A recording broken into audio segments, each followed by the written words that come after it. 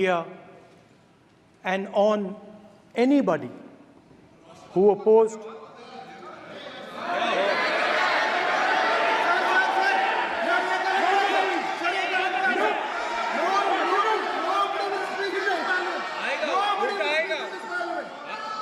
आप पर उल्टा आएगा, कोई बात नहीं, कल उल्टा आएगा आप पर। There has been just warming up right now. अभी वार्म अप हो रहा है. तो there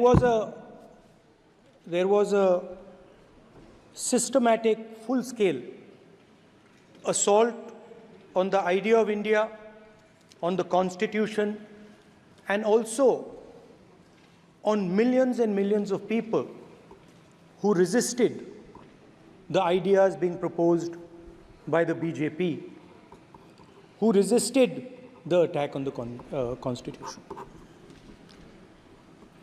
Many of us personally were attacked. In fact, some of our leaders are still in jail. One of our leaders has just recently been released. Another one is still in jail. And not only the opposition, but anybody who resisted the idea of concentration of power, of concentration of wealth, of aggression on the poor, of aggression on Dalits, minorities, tribals, was crushed, violently crushed. People were put in jail, people were threatened, and I myself was attacked. Sir, ये संसद TV का नया format देखा है, आधा, ये पहले हम देखा नहीं हमने. I myself was attacked by order of the government of India, by order obviously of the Prime Minister of India. 20 plus cases, 2-year jail sentence, my house taken away, no problem. Shame. Relentless attack in the media, 24/7, every single day, abuse, attack, abuse, attack. Shame. And then the most enjoyable and beautiful part of it, 55 hours of interrogation by the ED. No, which I really enjoyed. Because by the end of the interrogation, the officer off camera, he switched off the camera and then he asked me, Rahul ji, you've been sitting here 55 hours. आप पत्थर जैसे हो, आप हिलते क्यों नहीं हो? मुझसे सवाल पूछा उसने. तो जब ऐसा आक्रमण होता है, when there's an attack like this on you, you obviously need refuge, you need a place, or you need ideas that defend you. So today I want to start my speech by telling my friends in the BJP and the RSS about the ideas that we used, the entire opposition used, to defend the idea of India. Where these ideas come from and how they gave us the strength, all of us, anybody who opposed the regime, how they gave us the strength to fearlessly take any onslaught that was placed before us. So I'd like to start by showing an image of our refuge. Okay? Sir Shiv ji की photo नहीं दिखा सकते sir? एक minute माननीय सदस्य. Sir Shiv ji की photo मना है सर? एक मिनट सर मना है तो रख देता हूं सर. नो, एक मिनट प्लीज. आपने सवाल उठाया, आपके माननीय सदस्यगण 353 का नियम बता रहे थे, 352 का नियम बताया. No no no no no please please please no, आपने कहा इस नियम प्रक्रिया से सदन चलना चाहिए।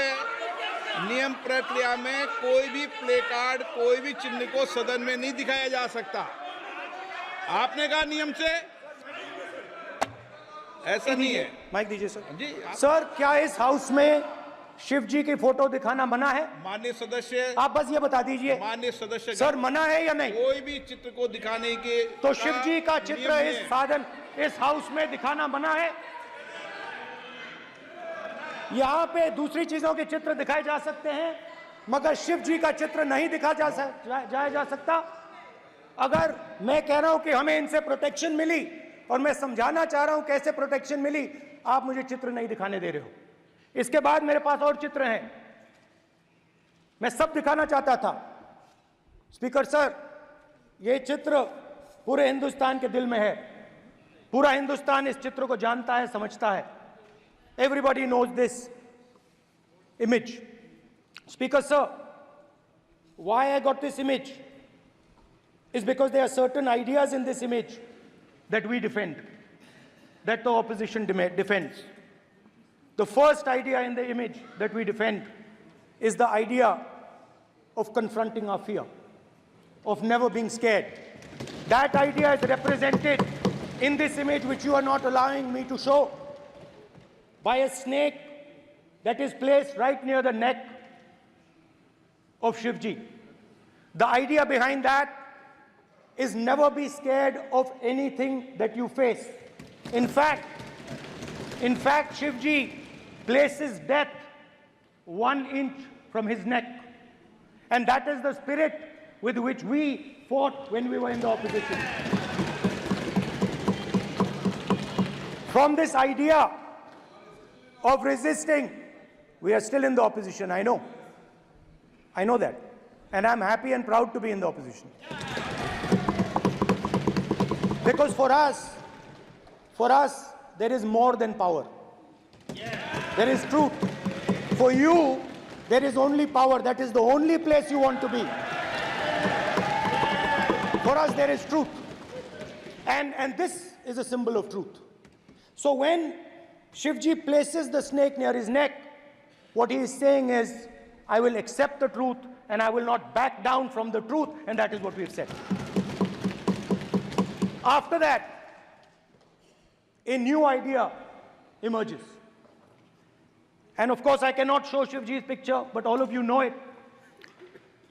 Behind the left shoulder of Shivji is the Trishul.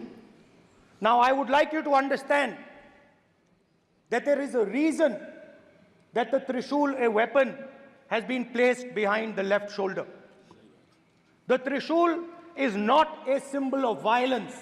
It is a symbol of non-violence, and that is why it is placed in a place where Shiva cannot reach it with his right hand. If it was a symbol of violence, it would have been held in his right hand like this. It is a symbol of non-violence. That is why it is placed behind his left shoulder. When we fought the BJP, we were not violent. When we defended the truth, there was not an ounce of violence in us. Now, there is a third idea, and a very powerful idea that emerges from the idea of truth, courage, and non-violence. And that idea, of course, it is a symbol that many of you hate, but that idea is the Abhay Mudra, the symbol of the Congress Party, which, as you can see, is also in this image. And Jai Mahadev. And what that Rajnath Singh ji is looking very surprised. And what that Abhay Mudra shows, it is the next step of the evolution of the idea of facing the truth, fearlessness, and ahimsa. Satya and ahimsa, as Mahatma Gandhi ji used to say.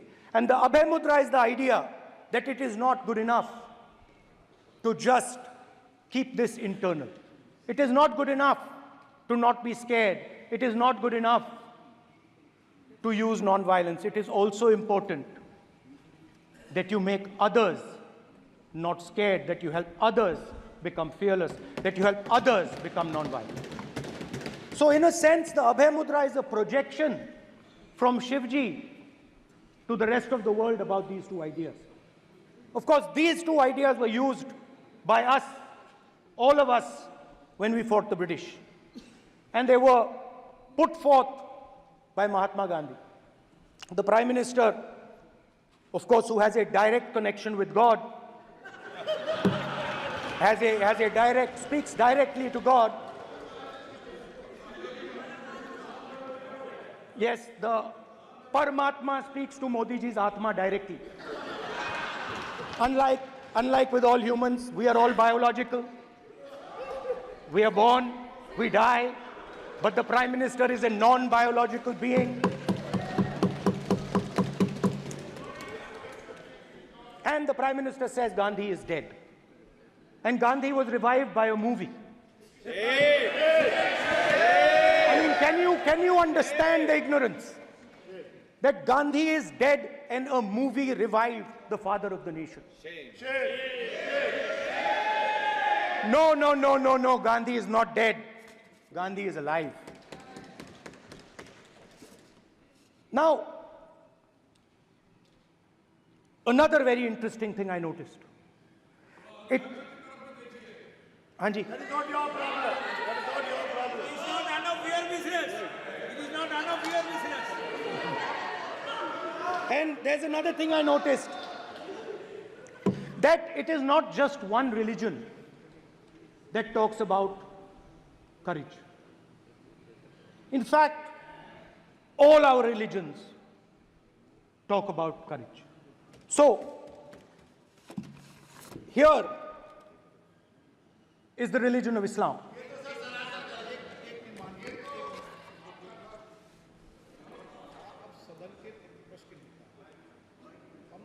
आपसे ये अपेक्षा ठीक है, मैं दिखाऊंगा नहीं sir, कैसे करूं?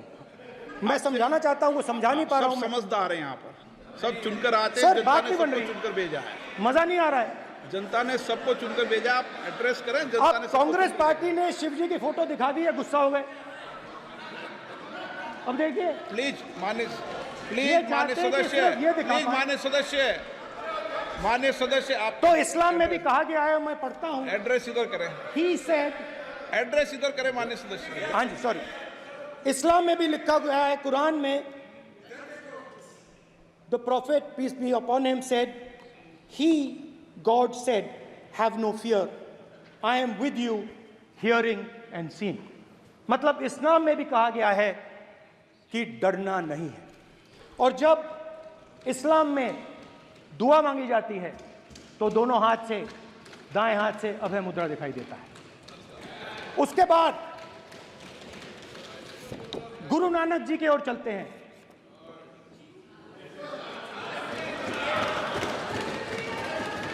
वाहेगुरु जी की फतेह, वाहेगुरु जी का खालसा। जिस धर्म पर आप हर रोज आक्रमण करते हो, गुरु नानक जी जो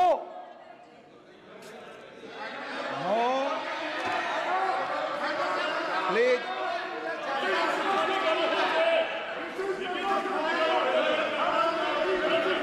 please please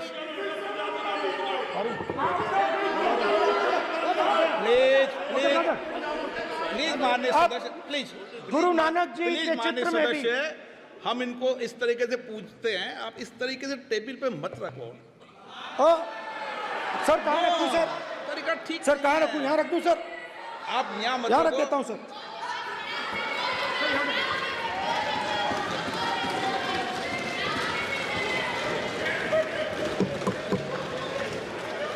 sir, Guru Nanak ji के चित्र में भी आपको अभय मुद्रा दिखाई देगा। गुरु नानक जी भी कहते हैं कि डरो मत, डराओ मत।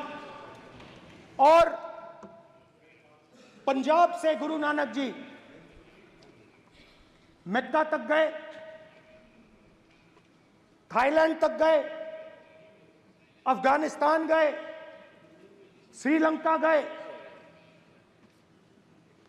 किसी से हिंसा नहीं की, अहिंसा की बात की, सत्य की बात की,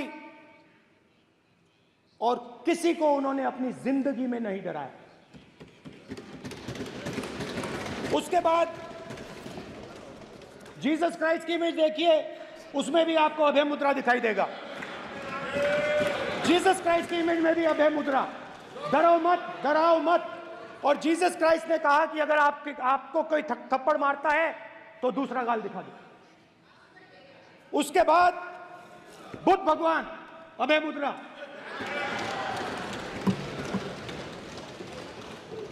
डरो मत, डराओ मत, अहिंसा। मतलब, और अंत में महावीर, डरो मत, डराओ मत, अभय मुद्रा। मतलब हिंदुस्तान के इतिहास में 3 फाउंडेशनल आइडियाज हैं। मोदी जी ने अपने भाषण में एक दिन कहा कि हिंदुस्तान ने किसी पर आक्रमण नहीं किया।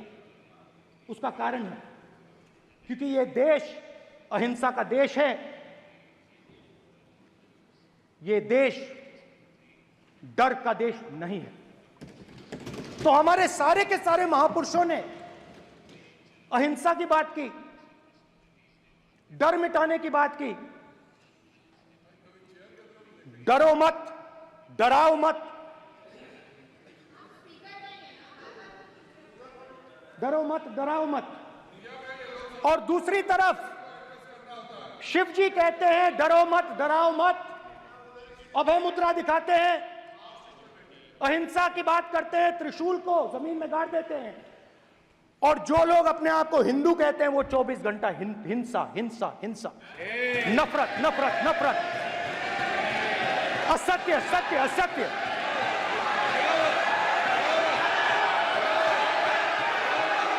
आप हिंदू हो ही नहीं।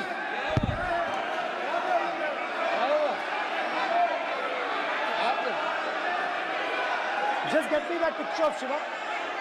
Inside speaker's office. हिंदू धर्म में साफ लिखा है, सत्य के साथ खड़ा होना चाहिए, सत्य से पीछे नहीं हटना चाहिए, सत्य से नहीं डरना चाहिए। अहिंसा हमारा प्रतीक है। अभय मुद्रा, ऐसे कीजिए, ऐसे कीजिए, अभय मुद्रा।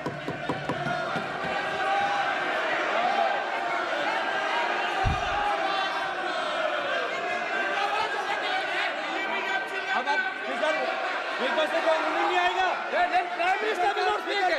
प्राइम मिनिस्टर पे स्पीकर की तरफ से कोई रूलिंग नहीं आएगा। This will happen. Speaker if you doing this it will repeat again. भाई भाई भाई, चला चला, कोई रूलिंग नहीं आ रहा। माननीय ये आप बात समझिए, कोई नहीं बोल रहा। आप बात समझिए। ये इसलिए चिल्ला रहे हैं क्योंकि तीर जाके दिल में लगा है, दिल में जाके तीर लगा है, इसलिए ये चिल्ला रहे हैं। नहीं तो चुप हो गए। देखिए स्पीकर साहब चुप हो गए सब।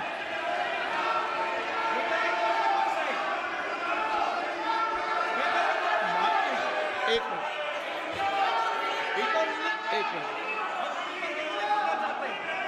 माननीय, आप प्रतिपक्ष के नेता हैं, किसी की भावनाओं को ठेस नहीं पहुंचे। सर मुझे चर्चा बोलने में दीजिए। ध्यान रखना चाहिए। ये जो ये विषय बहुत गंभीर है। पूरे हिंदू समाज को हिंसक कहना ये गंभीर विषय है। बीजेपी को आपको नहीं, नरेंद्र मोदी जी पूरा हिंदू समाज नहीं है, बीजेपी पूरा हिंदू समाज नहीं है, आरएसएस पूरा हिंदू समाज नहीं है।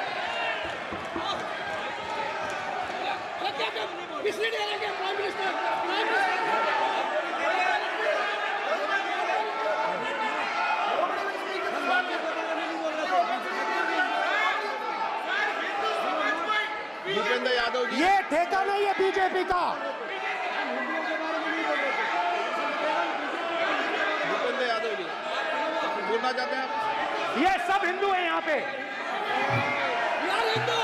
ये सब हिंदू हैं। माननीय अध्यक्ष जी, प्रतिपक्ष के नेता आज पहली बार इस सदन को संबोधित कर रहे हैं। मैं दो नियम रूल 349 और रूल 352 के संबंध में आपका ध्यान आकर्षित करना चाहता हूं। सबसे पहले तो प्रतिपक्ष के नेता को बोलने का तरीका आना चाहिए। 349 जो 12 है वो स्पष्ट रूप से कहता है शैल नॉट सिट और stand with back toward the chair. वो लगातार आपकी तरफ पीठ करके खड़े हैं, नियमों के खिलाफ है, जो उनको शोभा नहीं देता। दूसरा अध्यक्ष महोदय, एड्रेस करके दूसरा अध्यक्ष महोदय आर्टिकल रूल 352 रूल 2 ये कहता है make personal reference by way of making an allegation imputing a motive to और ए क्वेश्चनिंग द बोना फाइडी। इन्होंने पूरे विपक्ष के सदस्यों पे नहीं बल्कि इससे बाहर जाकर पूरे एक हिंदू समाज के ऊपर एलिगेशन लगाया है। इनकी बोना फाइड गलत है, इनके खड़े होने का तरीका गलत है। सदस्यों में तो लगाया ही है। माननीय अध्यक्ष जी,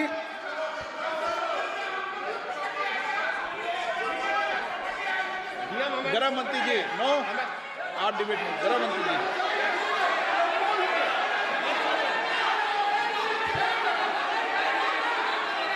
माननीय अध्यक्ष जी,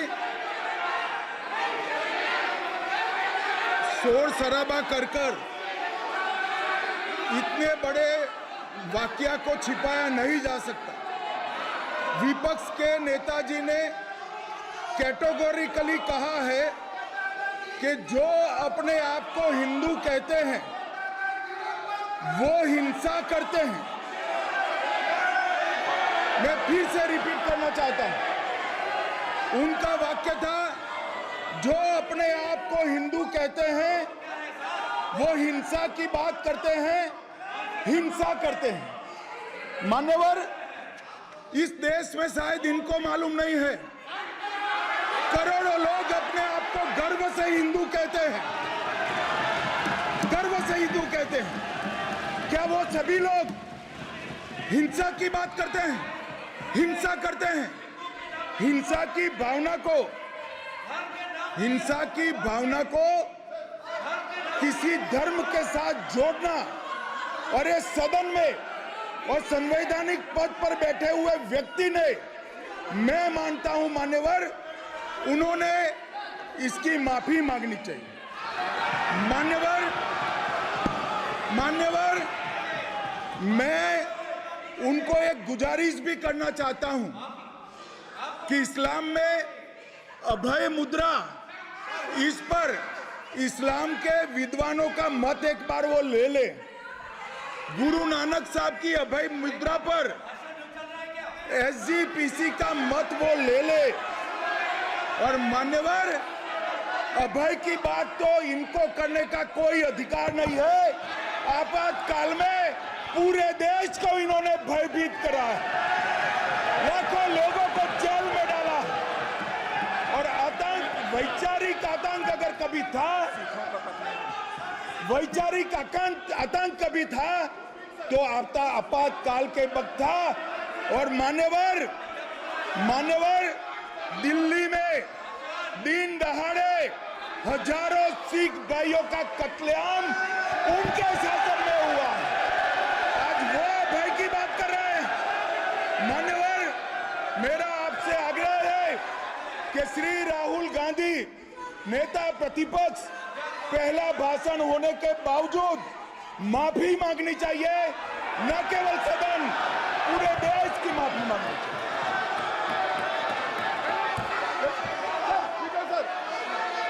सर,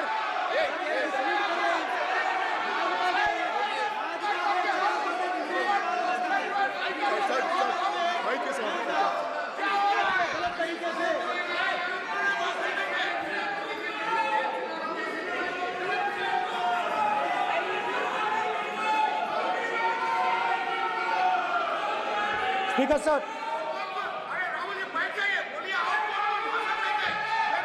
क्या अध्यक्ष महोदय कोई राय नहीं आएगा आपकी तरफ से?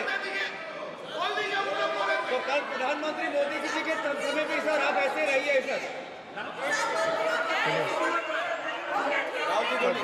I'm not going to speak until they're quiet.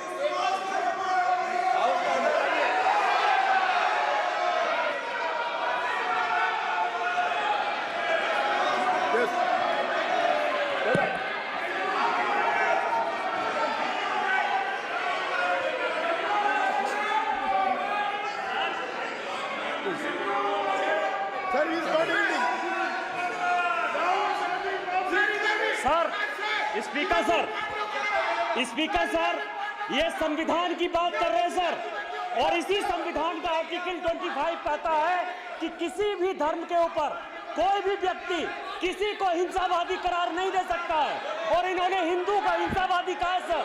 संविधान का इन्होंने अपमान किया है, संविधान की झूठी दुहाई दी है, इनको माफी मांगनी चाहिए सर। ये आर्टिकल 25 है सर संविधान का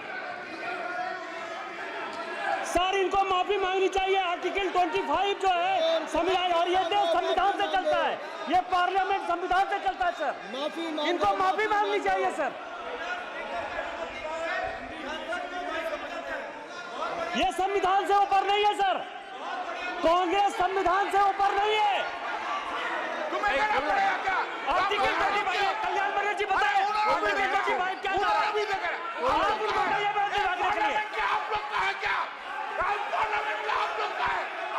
जमींदारी है क्या? क्या समझते हो? पार्लियामेंट का आप लोग का जमींदारी है क्या?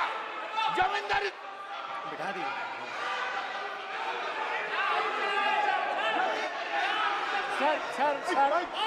सर, स्पीकर सर, माने प्लीज एक मिनट देता हूं मैं आपको। हिंदू धर्म कहता है, एक मिनट प्लीज माने सदस्य प्लीज एक मिनट प्लीज। माननीय सदस्यगण, ये सदन की एक मिनट मैं दूंगा, अलाउ करूंगा आपको। माननीय सदस्यगण, इस सदन की एक गरिमा रही है और हमें संवाद चर्चा करते समय इस सदन की गरिमा को रखना चाहिए, और ऐसी कोई भी आपत्तिजनक बात जो पूरे समाज के पर विषय हो, कम से कम प्रतिपक्ष के नेता को बोलते समय ध्यान रखना चाहिए। मैं इसको सीरियस तरीके से देखूंगा।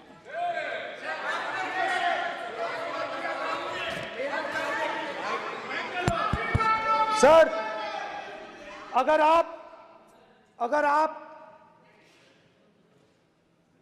हिंदू धर्म के जो महापुरुष हैं, महापुरुष छोड़िए, अगर आप शिव जी को देखें तो क्या हो रहा है सर?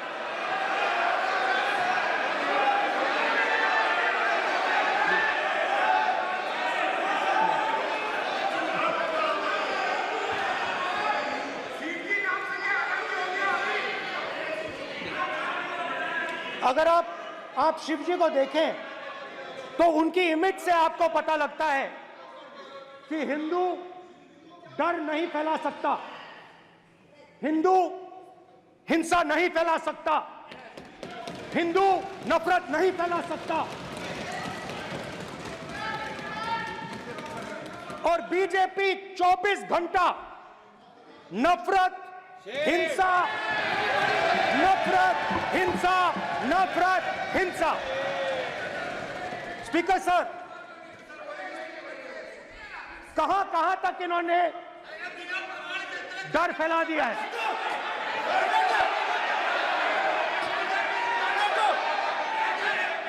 प्लीज सर, कहां तक इन लोगों ने डर फैला दिया? मैं आपको अयोध्या से शुरू करता हूं। सर नमस्कार, शाबाश। अयोध्या ने आपको मैसेज भेजा, अयोध्या ने राम भगवान। मेरा व्यवस्था का सवाल है।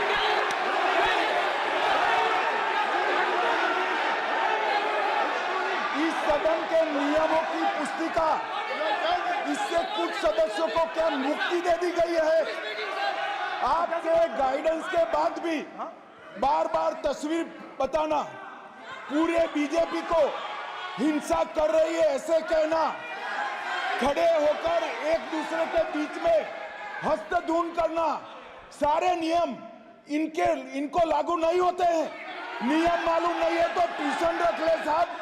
सदन इस तरह से नहीं चल सकता है।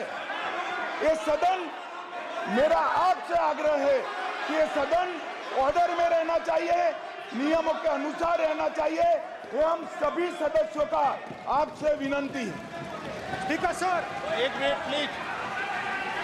माननीय सदस्यगण, आप ही किताब राम बताएं। भगवान की तो जन्मभूमि ये ने अपेक्षा करता हूं कि अपन इसके बीजेपी नियम प्रक्रिया चले। नो, सब चले। नो, आपने बताया था नियम। नो,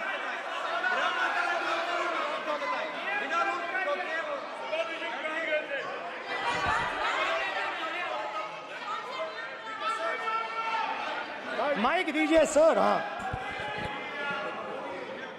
सर, मेरा सवाल है सर, इस माइक का कंट्रोलर किसके हाथ में?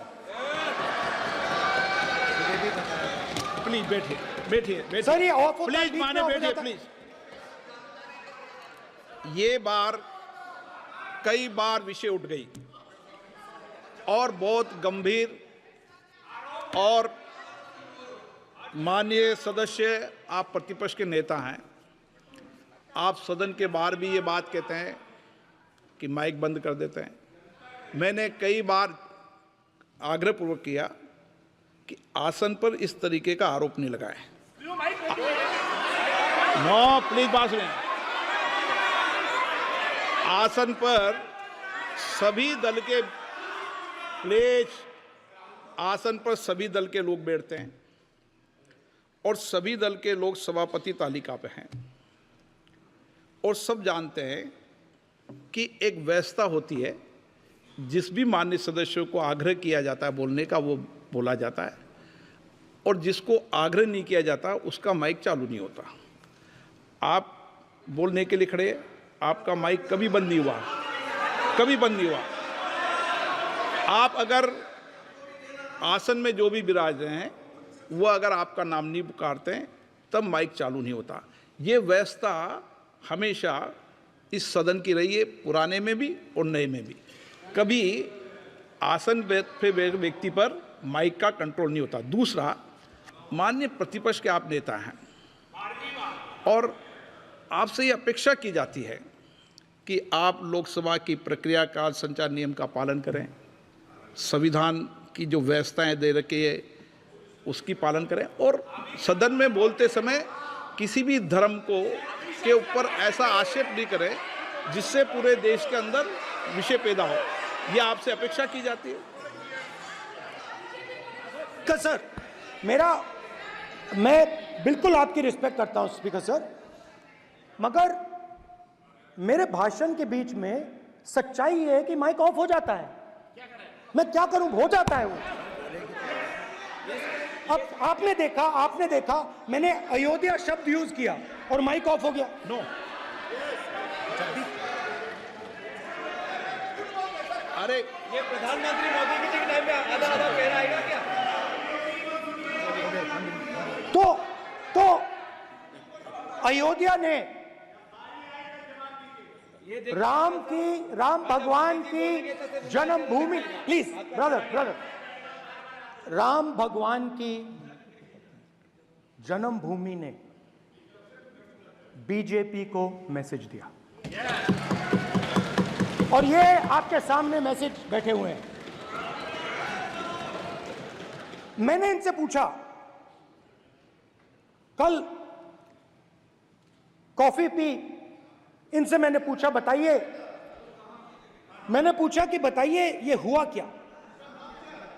बीजेपी ने राम मंदिर का इनॉग्रेशन किया, बोलने दीजिए, राम मंदिर का इनॉग्रेशन किया। अरे भाई, आप हार गए, उसको सहन करिए। नाम बोलने की कोई जरूरत नहीं है, मैं भाषण दे रहा हूं, आप नहीं दे रहे हो। मुझे बोलना है जो बोलना है, मुझे नाम लेने की कोई जरूरत नहीं। मुझे जो बोलना है मैं बोलूंगा। तो अयोध्या ने मैसेज दिया और मैंने इनसे पूछा कि हुआ क्या, और इनका जवाब आया। मैंने उनसे पूछा कि आपको कब पता लगा कि आप अयोध्या में जीत रहे हो, और आपने कहा पहले दिन से मुझे पता था। सही बात। और मैंने कहा ये क्या हुआ? उन्होंने कहा राहुल जी, अयोध्या में एयरपोर्ट बना, अयोध्या की जनता से जमीन छीनी गई और आज तक उन्हें मुआवजा नहीं मिला है। उन्होंने कहा, सही बात, उन्होंने कहा कि अयोध्या में जो भी छोटे छोटे दुकानदार थे, जो भी छोटी छोटी बिल्डिंग्स थी, उन सारों को तोड़कर गिरा दिया गया और उन लोगों को सड़क पर कर दिया गया। इन्होंने यह भी कहा कि अयोध्या के इनॉग्रेशन में अयोध्या की जनता को बहुत दुख हुआ, क्योंकि इनॉग्रेशन में अदानी जी थे, अंबानी जी थे, मगर अयोध्या का कोई नहीं था। और ये कारण था कि अयोध्या की जनता में, उनके दिल में नरेंद्र मोदी जी ने भय डाल दिया। उनकी जमीन ले ली, उनके घर गिरा दिए, और फिर अयोध्या के गरीब लोगों को, किसानों को, मजदूरों को मंदिर के इनॉग्रेशन तक नहीं जाने दिया। मंदिर के इनॉग्रेशन छोड़ो, उसके बाहर भी नहीं जाने दिया। और इसीलिए अयोध्या की जनता ने सही मैसेज भेजा। अच्छा, इन्होंने मुझे एक और बात बोली, 3 बार इन्होंने कहा कि 3 बार नरेंद्र मोदी ने टेस्ट किया, 2 बार क्या मैं अयोध्या से लड़ जाऊं? और सर्वेयर्स ने कहा अयोध्या में मत लड़ जाना, अयोध्या में मत लड़ जाना, अयोध्या की जनता हरा देगी। और इसीलिए प्रधानमंत्री वाराणसी गए और वहां बच के निकले।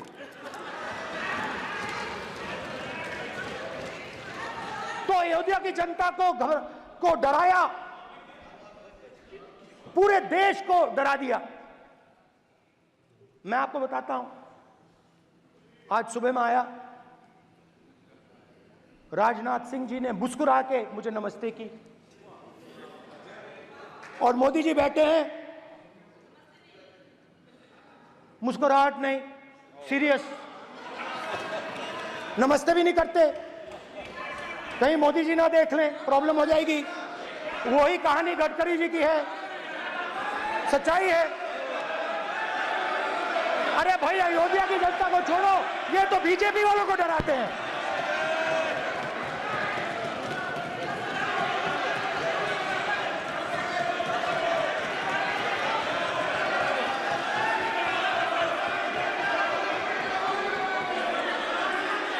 माननीय सर क्या है? माननीय एक मिनट, माननीय प्रतिपक्ष के नेता, एक मिनट, माननीय प्रतिपक्ष के नेता, आप सदन के वरिष्ठ नेता हैं। मेरा आपसे आग्रह है कि राष्ट्रपति अभिभाषण पर डिबेट हो रही है, इसकी गरिमा, राष्ट्रपति अभिभाषण की गरिमा रखे ना। ये तो अपेक्षा आपसे सब करते हैं कि आप राष्ट्रपति अभिभाषण पे बोले, नीतियां पे बोले, कार्यक्रमों में बोले। अब व्यक्तिगत रूप से नहीं, अगर आप ये उचित मानते हैं क्या? स्पीकर सर, ये उचित है? अगर आपकी पार्टी इसको स्पीकर सर, उचित मानती है तो मुझे कुछ नहीं कहना। स्पीकर सर, माननीय अध्यक्ष जी, लोकतंत्र ने और संविधान ने मुझे सिखाया है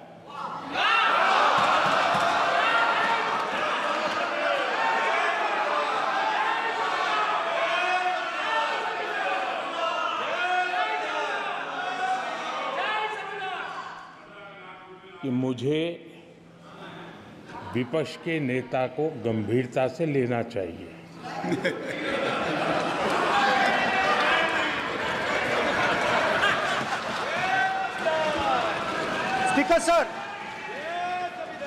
स्पीकर सर, आपने कहा कि डिबेट प्रेसिडेंट्स एड्रेस पे होनी चाहिए। ये जो मैंने किया है, अनुराग ठाकुर जी ने अयोध्या की बात की थी, अनुराग ठाकुर जी ने सनातन धर्म पर आक्रमण की बात की थी, इसीलिए मैंने ये किया है। मैं दिखाना चाहता हूं कि अयोध्या में क्या हुआ, अयोध्या की सच्चाई क्या थी। प्रेसिडेंट्स डिबेट में उन्होंने बात उठाई थी, मैंने बात बंद की है। प्रधानमंत्री जी को अच्छी लगी अयोध्या की बात अच्छी लगी। डर फैलाया और ऑपोजिशन का रिस्पांस एक साथ मिलकर भारत जोड़ो यात्रा, सारे के सारे ऑपोजिशन, पूरा देश एक साथ मिलकर कन्याकुमारी से कश्मीर तक चला। और जो आपने डर फैलाया उसके बारे में यात्रा में बहुत कुछ सुनने को मिला। अभी तक याद है, सुबह 7 बजे 7-8 बजे की बात थी, यात्रा में चल रहे थे। एक महिला आती है, हमारे साथ चलती है, मेरा हाथ पकड़ती है और घबराई हुई सी थी। तो मैंने पूछा क्या हुआ, वो मुझे कहती है मुझे मार रहा है, मुझे मार रहा है।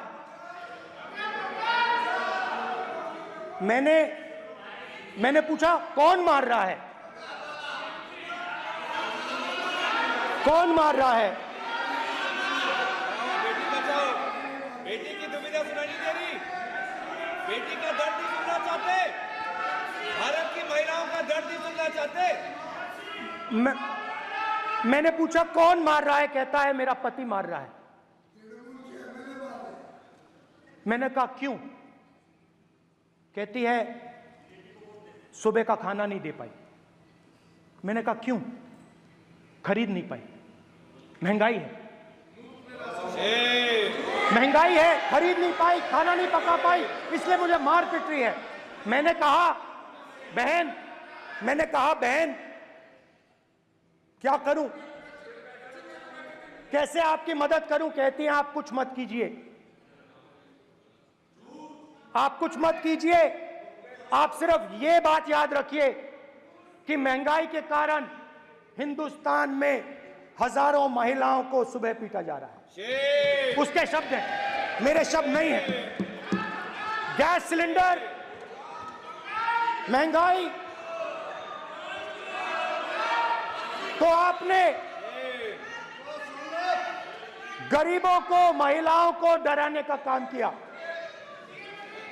शिव जी कहते हैं डरो मत, डराओ मत। आपने हिंदुस्तान की महिलाओं को महंगाई से हर रोज डराया है। कुछ दिन पहले मैं पंजाब में अग्निवीर के परिवार से मिला, सुनिए अग्निवीर के परिवार से मिला।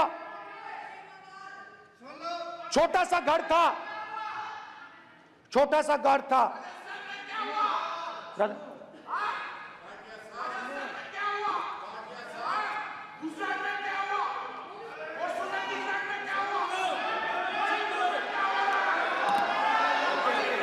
ठीक है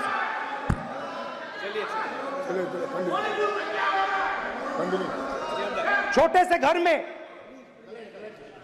घर में अग्निवीर शहीद हुआ, लैंडमाइन ब्लास्ट में शहीद हुआ। मैं उसे शहीद कह रहा हूं, मगर हिंदुस्तान की सरकार उसे शहीद नहीं कहती है। नरेंद्र मोदी उसे शहीद नहीं कहते हैं, नरेंद्र मोदी उसे अग्निवीर कहते हैं। उस घर को पेंशन नहीं मिलेगी, उस घर को कंपनसेशन नहीं मिलेगी, शहीद का दर्जा नहीं मिलेगा।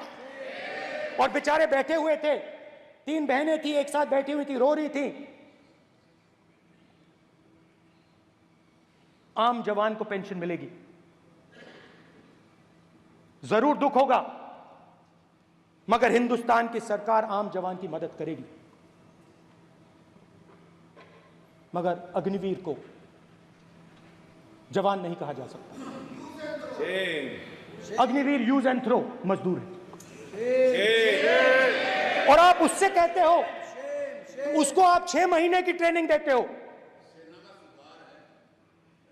6 महीने की ट्रेनिंग देते हो।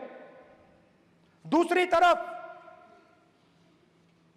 चाइना के जवान को 5 साल की ट्रेनिंग मिलती है, राइफल लेकर उसके सामने खड़ा कर देते हो, उसके दिल में भय पैदा करते हो। एक जवान और दूसरे जवान के बीच में फूट डालते हो कि एक को पेंशन मिलेगी, एक को शहीद का दर्जा मिलेगा, दूसरे को नहीं मिलेगा, और फिर अपने आप को देशभक्त कहते हो। ये कैसे देशभक्त हैं?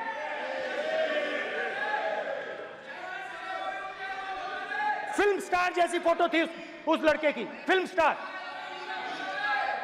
बॉलीवुड स्टार की फोटो थी। मैं सोच रहा था, देखो इस युवा ने जान दी। स्पीकर सर,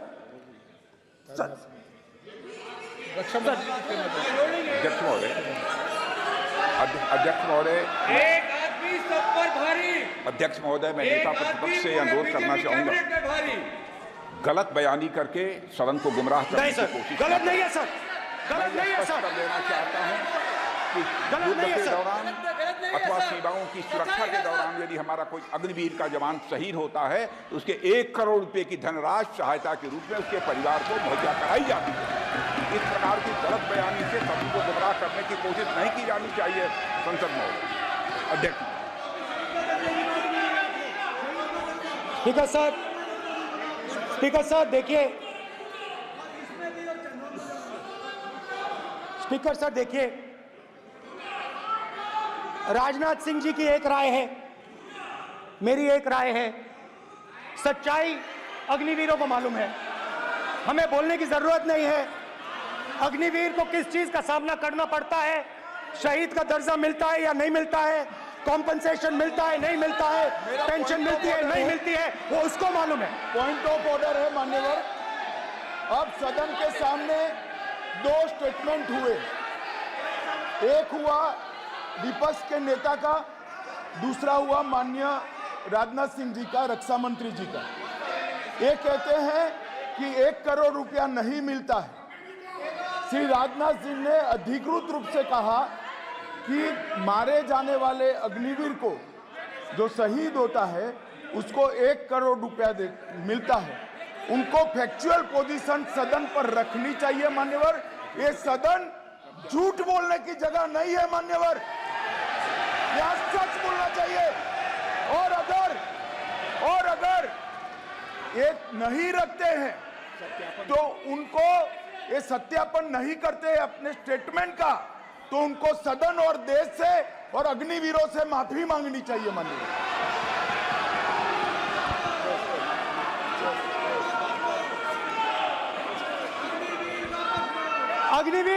अग्निवीर की सच्चाई मैंने फ्लोर ऑफ द हाउस पे रखी है,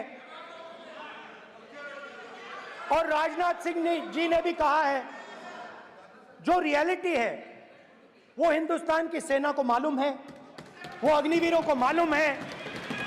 उनके कहने से या मेरे कहने से कोई फर्क नहीं पड़ता, सच्चाई तो उनको मालूम है, उनको मालूम है सच्चाई कौन बोल रहा है।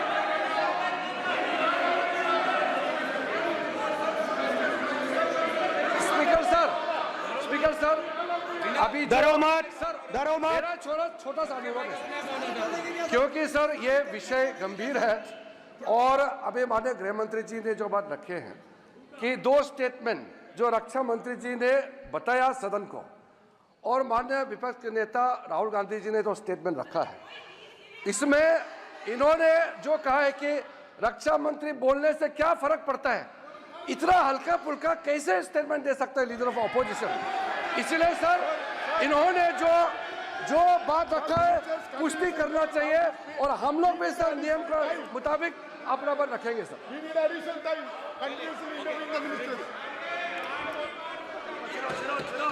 और स्पीकर सर और स्पीकर सर, देश की सेना जानती है, पूरा देश जानता है कि अग्निवीर स्कीम सेना का स्कीम नहीं है, पीएमओ का स्कीम है। और पूरी सेना जानती है कि स्कीम प्राइम मिनिस्टर का ब्रेन चाइल्ड था, स्कीम सेना का ब्रेन चाइल्ड नहीं था। जैसे नोटबंदी की गई वैसे ही आर्बिट्री तरीके से। अध्यक्ष महोदय,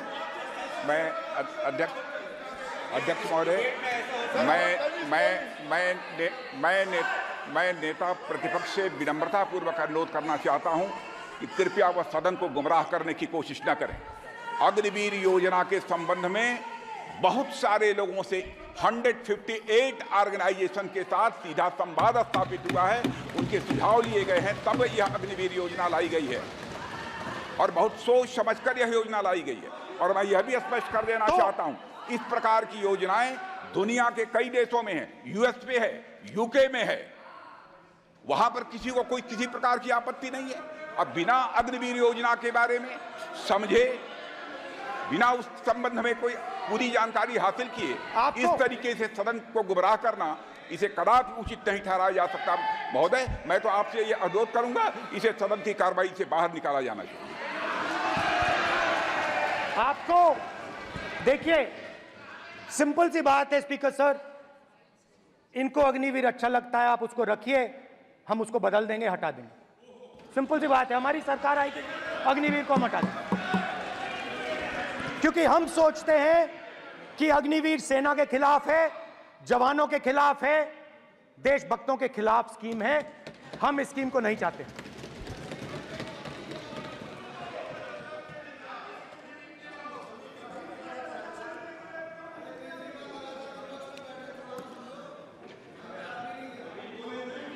पहली बार हिंदुस्तान की हिस्ट्री में जनता से स्टेट्स छीने गए हैं। जम्मू कश्मीर लद्दाख से आपने पहली बार स्टेट छीना है। मणिपुर को आपने सिविल वॉर में डुबा दिया है।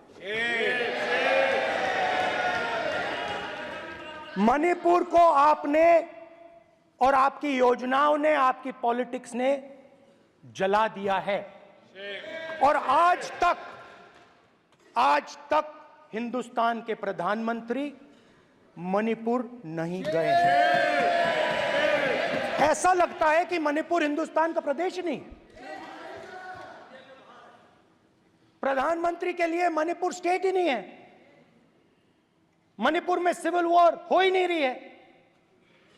और एक बार बयान दिया हमने, मतलब प्रेशर लगाया, हम गए, हमने प्रधानमंत्री से कहा एक मैसेज दे दीजिए, मणिपुर चले जाइए, जनता की वहां रक्षा कीजिए। नहीं,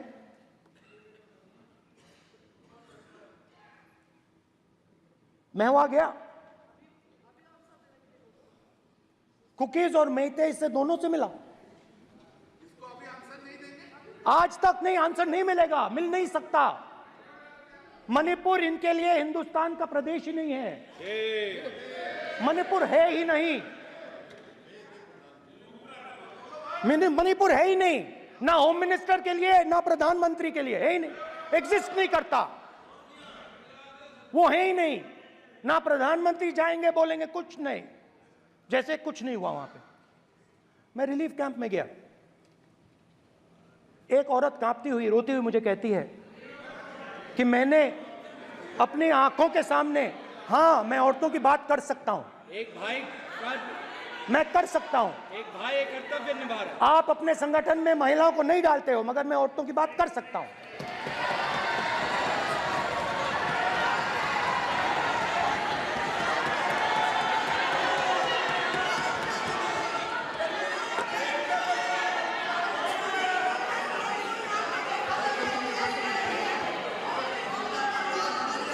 मुझे कहती है मैंने अपने आंखों के सामने मेरे आंखों के सामने मेरे बच्चे को गोली मारी गई।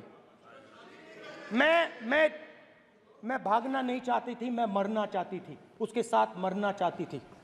मुझे घसीट के वहां से ले गए और फिर मेरे को अपने बच्चे की फोटो दिखाती है, कांपती हुई ऐसे फोटो दिखाती है। ये आपकी योजनाओं का नतीजा है।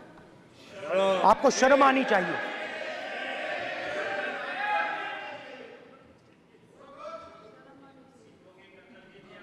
एक दिन प्रधानमंत्री 8 बजे कहते हैं,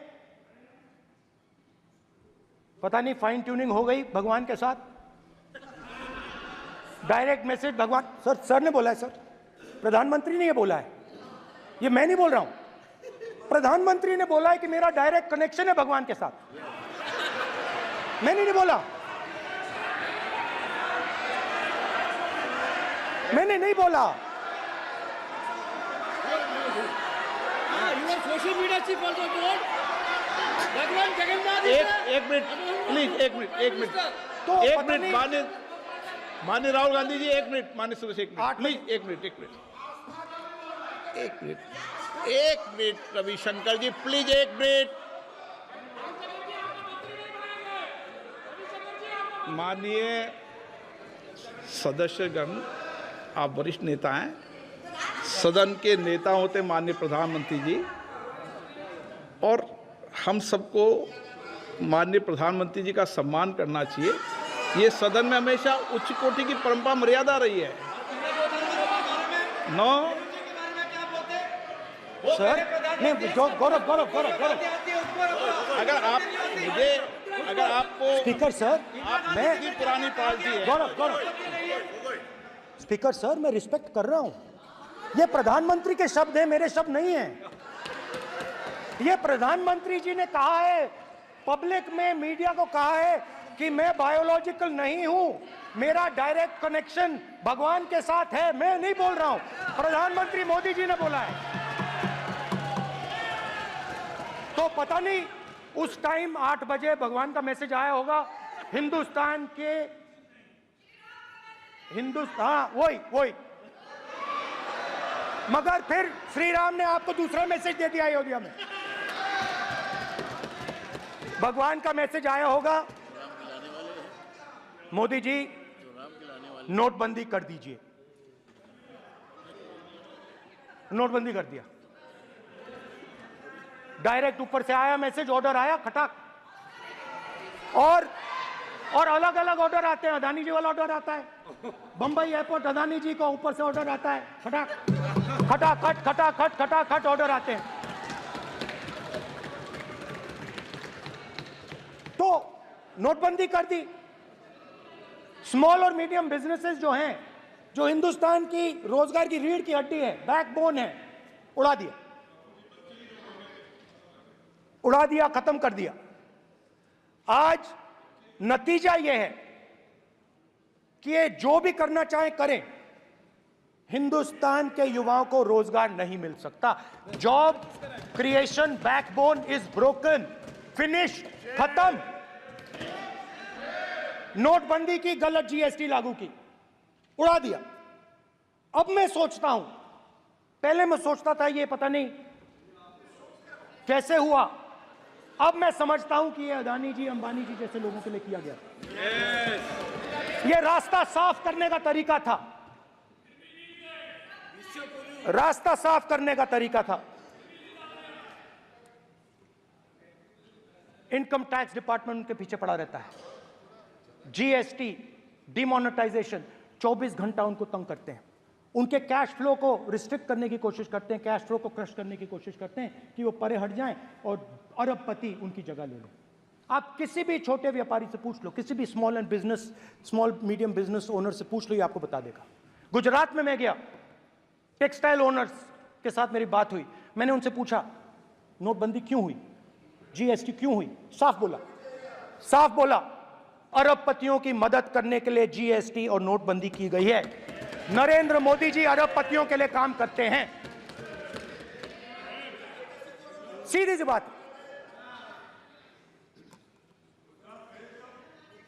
मैं जाता रहता हूं और आपको गुजरात में हराएंगे इस बार।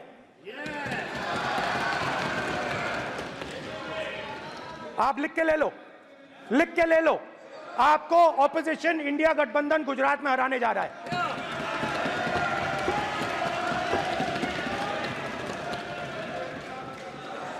किसानों को डराने के लिए लैंड एक्विजिशन बिल जो हम लाए थे, उनकी जमीन की रक्षा करने के लिए, उनको सही कॉम्पनसेशन देने के लिए, उसको आपने खत्म कर दिया। यहां कोशिश की, कर नहीं पाए तो स्टेट्स में खत्म कर दिया, खत्म कर दिया। हर स्टेट में आपने खत्म कर दिया है। अगर आप जानते नहीं हो, चेक कर लो, हर स्टेट में